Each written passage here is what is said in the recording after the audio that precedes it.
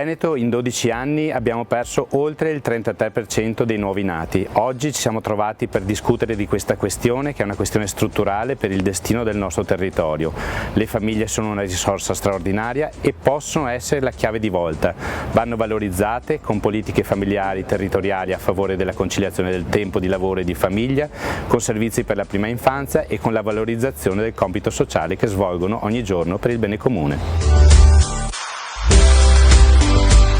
L'Italia è ormai da circa 35 anni che si trova ad essere uno dei paesi con più bassa fecondità al mondo. E negli ultimi 10 anni, dopo l'impatto della grande recessione del 2008-2013, siamo scesi sotto le 500.000 nascite e siamo andati ogni anno a peggiorare rispetto all'anno precedente, quindi anche le dinamiche recenti sono state particolarmente negative, fino all'impatto della pandemia che ci porta a dei livelli ancora più bassi, di 1,24 figli per donna, e che è circa un terzo in meno dei figli che vorremmo avere, e quindi questo significa che c'è ampio margine per le politiche italiane perché appunto possano fare in modo che i progetti di vita delle persone e i desideri anche delle giovani coppie possano pienamente realizzarsi.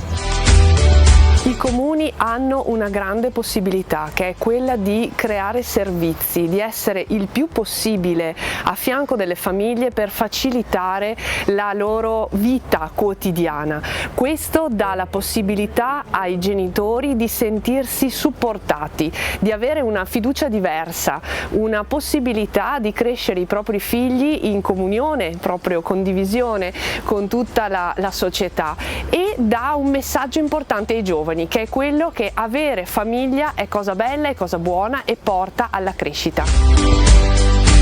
L'assegno unico è un pezzo, è chiaro che ci vuole anche una riforma fiscale che tenga conto della composizione familiare e soprattutto che tutte le risorse di cui si parla tanto del PNRR non siano solo per la costruzione di asili nido, ma siano anche per incentivare la natalità. Non è che se c'è un posto all'asilo nido allora automaticamente si fanno più figli, serve e occorre un piano serio per far ripartire la natalità, altrimenti è game over.